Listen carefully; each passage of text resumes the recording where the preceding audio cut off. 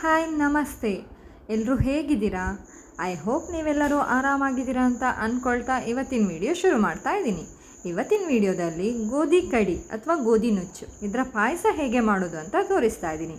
ನಾನಿಲ್ಲಿ ಸೌದೆ ಒಲೆಗೆ ಬೆಂಕಿ ಮಾಡಿಕೊಂಡು ಸ್ವಲ್ಪ ನೀರನ್ನು ಕುದಿಲಿಕ್ಕೆ ಇಟ್ಕೊಂಡಿದ್ದೀನಿ. ಅದಕ್ಕೂ ಮುಂಚೆ ನನ್ನ ಚಾನಲ್ನ ಯಾರಾದರೂ ಸಬ್ಸ್ಕ್ರೈಬ್ ಮಾಡ್ಕೊಳ್ದಲೇ ಈ ವಿಡಿಯೋ ನೋಡ್ತಿದ್ರಿ, ದಯವಿಟ್ಟು ಚಾನಲನ್ನು ಸಬ್ಸ್ಕ್ರೈಬ್ ಮಾಡ್ಕೊಳ್ಳಿ. ಹಾಗೆ ಪಕ್ಕದಲ್ಲಿರುವ ಬೆಲ್ ಐಕಾನನ್ನು ಕ್ಲಿಕ್ ಮಾಡಿ. ನಾನು ಮಾಡೋ ಪ್ರತಿ ವಿಡಿಯೋದ ನೋಟಿಫಿಕೇಷನ್ ನಿಮಗೆ ಬರುತ್ತೆ. ನೀರು ಕುದಿಲಿಕ್ಕೆ ಸ್ಟಾರ್ಟ್ ಆಗುವಾಗ ನಾನು 1 ಕಪ್ನಷ್ಟು ಗೋಧಿ ಕಡಿಯನ್ನು ಸೇರಿಸ್ಕೊಳ್ತಾ ಇದ್ದೀನಿ.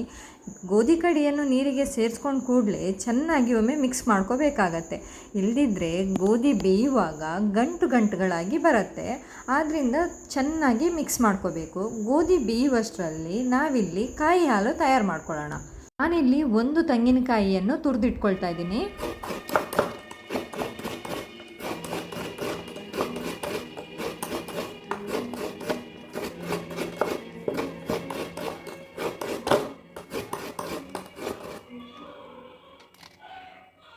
ನಾನಿಲ್ಲಿ ತುರಿದಿಟ್ಕೊಂಡಿರುವಂತಹ 1 ತೆಂಗಿನಕಾಯಿಯ ತುರಿಯನ್ನು ಒಂದು ಮಿಕ್ಸಿ ಜಾರ್ಗೆ ಹಾಕಿ ಅದನ್ನು ರುಬ್ಕೊಳ್ಳಿಕ್ಕೆ ಎಷ್ಟು ನೀರು ಬೇಕಾಗುತ್ತೆ ಅಷ್ಟು ನೀರನ್ನು ಕೂಡ ಸೇರಿಸ್ಕೊಂಡು ಒಮ್ಮೆ ಚೆನ್ನಾಗಿ ಗ್ರೈಂಡ್ ಮಾಡ್ಕೊಳ್ತಾ ಇದ್ದೀನಿ.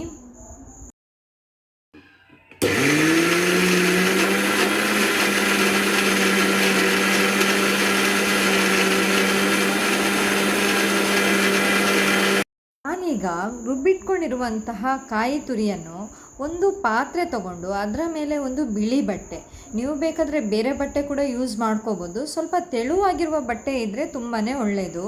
ಆ ಬಟ್ಟೆ ಮೇಲೆ ರುಬ್ಬಿರುವಂತಹ ಕಾಯಿ ತುರಿಯನ್ನು ಹಾಕ್ಕೊಂಡು ಅದರಿಂದ ಕಾಯಿ ಹಾಲನ್ನು ತೆಕ್ಕೊಳ್ತಾ ಇದ್ದೀನಿ. ನೀವು ಬೇಕಾದರೆ ಸೋಸಣಿಗೆಯಲ್ಲಿ ಕೂಡ ಹಾಲನ್ನು ತೆಗಿಬೋದು, ಆದರೆ ನಾವು ಈ ರೀತಿ ಬಟ್ಟೆಯಲ್ಲಿ ತೆಗೆಯೋದ್ರಿಂದ ಹಾಲನ್ನು ಚೆನ್ನಾಗಿ ಹಿಂಡಿ ತೆಗಿಬೋದು. ಆಗ ನಮಗೆ ಹಾಲು ಕಾಯಿ ತುರಿಯಲ್ಲಿ ಉಳಿಯೋದಿಲ್ಲ, ಹಾಗೆಯೇ ವೇಸ್ಟ್ ಕೂಡ ಆಗೋದಿಲ್ಲ. ಕಾಯಿ ಹಾಲನ್ನು ಪಕ್ಕಕ್ಕಿಟ್ಕೊಂಡು ನಾನಿಲ್ಲಿ 2ರಿಂದ 3 ಸ್ಪೂನ್ನಷ್ಟು ಬೆಳ್ತಕ್ಕಿಯನ್ನು ತೊಗೊಂಡಿದ್ದೀನಿ. ಅದಕ್ಕೆ 4 ಏಲಕ್ಕಿಯನ್ನು ಕೂಡ ಹಾಕ್ಕೊಂಡಿದ್ದೀನಿ. ನಂತರ ಒಂದು ಮಿಕ್ಸಿ ಜಾರ್ನಲ್ಲಿ ಅಕ್ಕಿ ಹಾಗೂ ಏಲಕ್ಕಿನ ಸೇರಿಸ್ಕೊಂಡು ಗ್ರೈಂಡ್ ಮಾಡ್ಕೊಳ್ತಾ ಇದ್ದೀನಿ.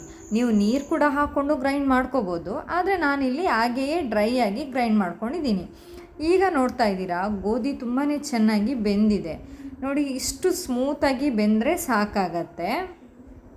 ಈಗ ನಾನು ಬೆಂದಿರುವಂತಹ ಗೋಧಿಗೆ ಈಗಾಗಲೇ ರುಬ್ಬಿಟ್ಕೊಂಡಿರುವಂತಹ ಕಾಯಿ ಹಾಲನ್ನು ಸೇರಿಸ್ಕೊಂಡು ಒಮ್ಮೆ ಚೆನ್ನಾಗಿ ಮಿಕ್ಸ್ ಮಾಡ್ಕೊಳ್ತಾ ಇದ್ದೀನಿ.